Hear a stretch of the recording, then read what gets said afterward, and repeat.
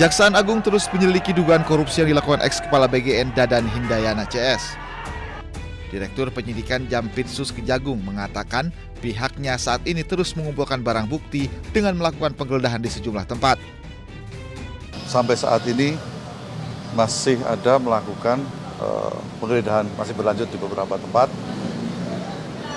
Tepatnya di mana nanti kita umumkan, kita belum bisa kita sampaikan sekarang, tapi masih dalam proses pengumpulan bukti-bukti, ya, pengumpulan bukti-bukti dengan upaya paksa penggeledahan di beberapa tempat, masih berlangsung sampai sekarang. Sebelumnya Kejaksaan Agung menetapkan Dadan Hindayana bersama dua wakilnya menjadi tersangka. Ketiganya diduga korupsi tata kelola program MBG di BGN dan kini telah ditahan.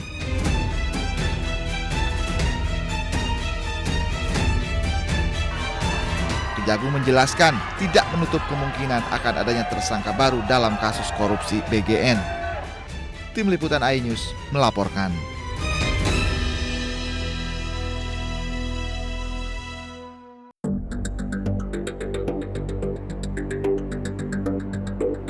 Iran mengancam akan hentikan negosiasi dengan Amerika Serikat jika Israel terus menyerang Lebanon.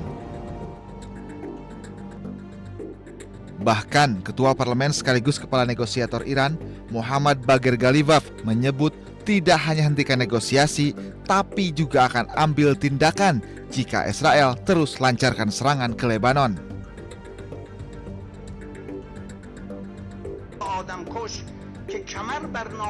Penegasan Iran ini disampaikan setelah Ghalibaf bertemu Ketua Parlemen Lebanon, Nabih Berri.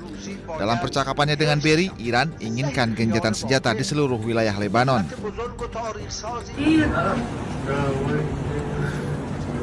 Namun pada Senin, PM Israel Benjamin Netanyahu perintahkan serangan terhadap target-target Hizbullah di pinggiran Beirut seperti Nabatiyeh dan Tire.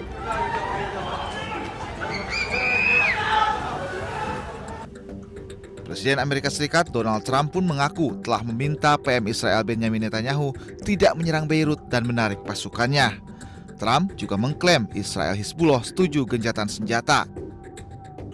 Namun Hizbullah menolak gencatan senjata sepihak selama Israel masih menyerang Lebanon.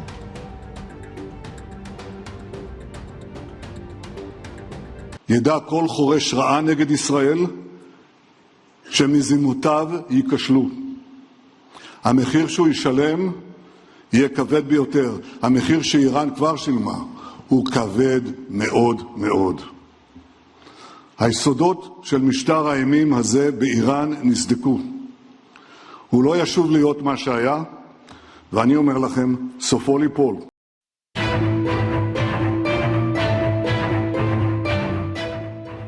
Sebuah video menampilkan fasilitas militer bawah tanah Iran dengan ribuan drone di dalamnya. Menurut laporan, video ini adalah gudang senjata milik Iran yang kembali beroperasi. Dilaporkan Iran telah berhasil membuka kembali sekitar 55 dari 69 pintu masuk terowongan di 18 fasilitas rudal bawah tanah yang sebelumnya dihantam serangan Amerika Serikat dan Israel. Sementara itu, anggota IRGC juga memperlihatkan kapal serang cepat 27 Rajab untuk pertama kalinya.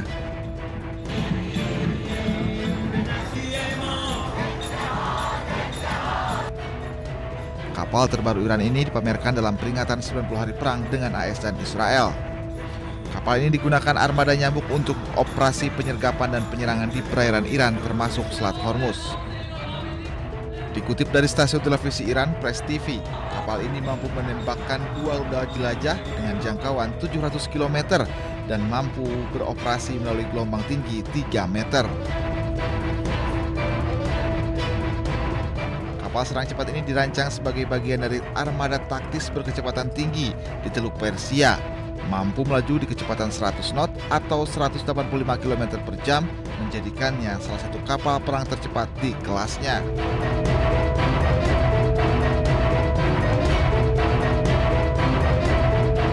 Bahkan kapal 27 Rajab ini mampu bermanuver di gelombang tinggi.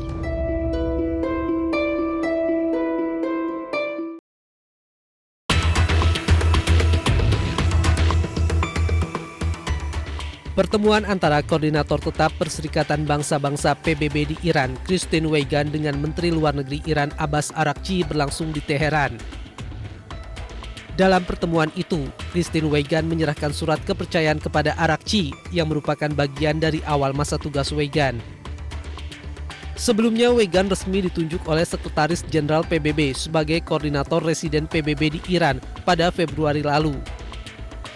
Menlu Iran Abbas Arakci juga secara aktif melakukan pertemuan dengan perwakilan badan PBB lainnya, seperti Direktur Jenderal Badan Energi Atom Internasional Rafael Grossi.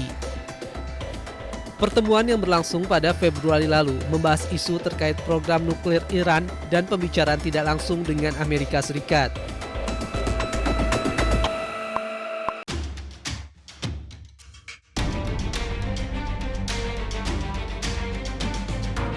Pasca Amerika umumkan kesepakatan damai Amerika dan Iran hampir selesai di tengah gencatan senjata tanpa batas. Israel terus menyerang Lebanon dan Gaza, mengabaikan syarat gencatan senjata yang diajukan Iran selama negosiasi damai. Padahal Amerika Serikat selangkah lagi mencapai kesepakatan dengan Iran untuk menghentikan peperangan yang pecah sejak 28 Februari lalu. Kerangka kesepakatan yang sudah hampir disepakati ini akan mencegah Iran mengembangkan senjata nuklir dan melepaskan persediaan uranium yang telah diperkaya milik mereka.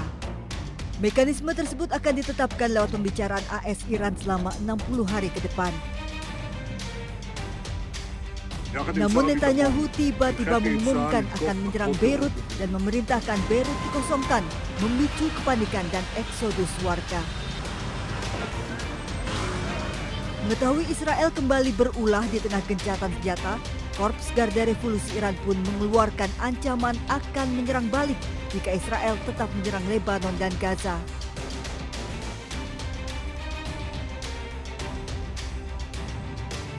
Merespon ancaman Iran, Trump umumkan telah menelpon Netanyahu dan memintanya untuk menarik mundur pasukan Israel dari Beirut.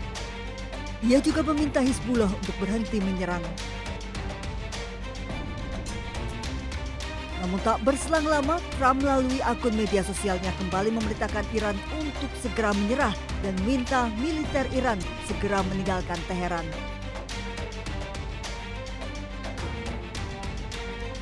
Tarik ulur Amerika membuat jalan damai di Timur Tengah kembali menemui jalan buntu. Pintu damai yang sebelumnya terbuka membuat negosiasi kembali alot.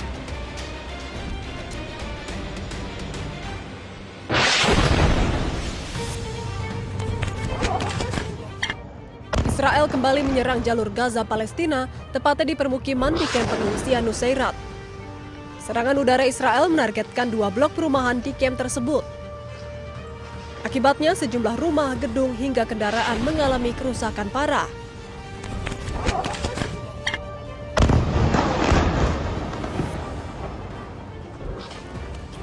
Puing-puing bangunan terlihat berserakan di area permukiman. Hingga kini belum ada informasi resmi terkait adanya korban jiwa maupun luka-luka.